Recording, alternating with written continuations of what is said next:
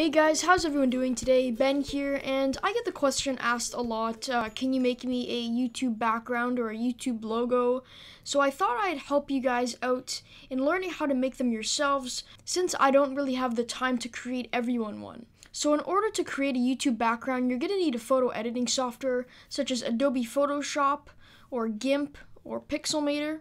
Now, if you don't know what any of these are, just search them in on YouTube. Personally, if you're new to Mac and you're new to photo editing, Pixelmator is a great choice, and you can find it in the Mac App Store for about $30. So once you've downloaded your software of choice, you're going to also want to download a YouTube layout for a partner or non-partner background. Now, this download will be in the description below, and once you open it up, it will look something like this as you see on my screen in here in Photoshop. Now, this is going to help you a lot, so you can make sure everything is in the correct place, so when you view it on YouTube, everything is going to look normal. So the first thing you're going to probably want to do is add a color or image to your background. So what we're going to want to do is just make a new layer. Now, depending on what software you are using, these buttons are going to be different, but for Photoshop, the new layer button is right down here. And I'm just going to drag this down to the bottom, and we are going to rename this to background. I'm just going to hit background and select enter. Now I'm going to be adding a nice blue gradient for my background, so we are just going to go to the gradient tool to the left here, and if we click this button we can make our own gradient. So I'm going to change this to a light blue color, maybe something like that, and I'll change this one to a darker blue color. And we also will need to bring the opacity up, but yours should already be all the way up.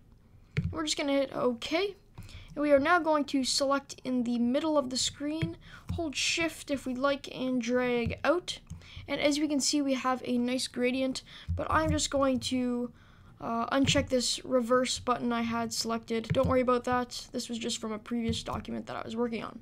So as you can see, we have this nice gradient. It goes from light in the inside to a darker blue on the outside. Now, you might also want to add some text. To do that, you can just select your text button, or you can hit T on the keyboard. And we are just going to type something in. I'll do my YouTube channel, and we are just going to make the size a bit smaller here. And we'll also change the color up. I'll make that white so you can see it a bit easier.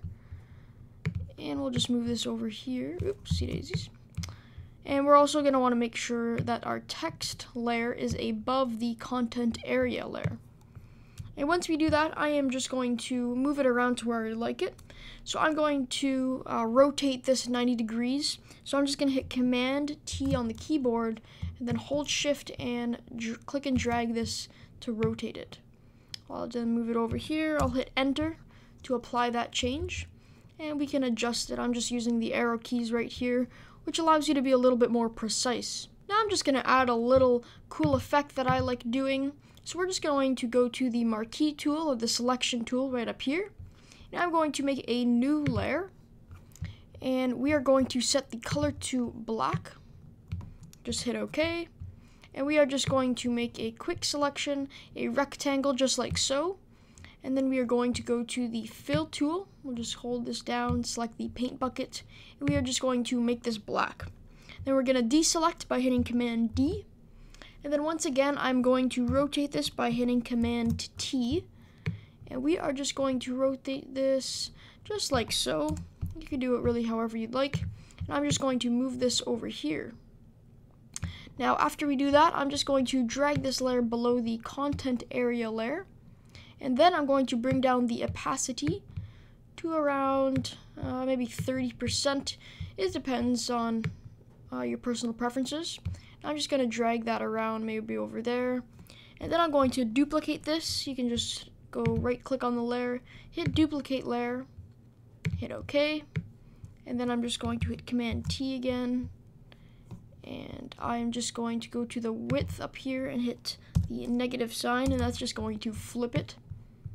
And we are just going to put that somewhere right in there. Now this isn't going to be perfect just because I'm just kind of giving you guys an example of how this is going to look. But if we want to make those perfectly even, we can bring down a ruler right here and we can make them line up just like that. And I'll just bring that ruler back up here. So once we have that banner, we can add some other things. I'm gonna add an optical flare that I've downloaded in an optical flare pack. You can also just search optical flare on Google and you should find an image just like this. I'm just gonna hit enter and we are just gonna right click on this and go rasterize layer. And I will just change this to screen. Now, if you change this to screen, it's just gonna remove all the black that you see in the image. So to do that again, you just come up here and select screen. Usually it's on normal. And then I'm just going to move this to wherever I'd like. Maybe I like it up there. And then you'll notice that I have these edges on here. We kind of want to get rid of that. So I'm just going to go to the eraser tool, or you can select E on the keyboard.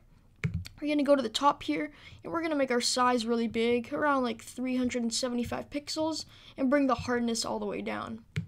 We're then just going to want to drag our eraser over here, and it's just gonna kind of blend that all right in there. And we're gonna do that on this other side as well.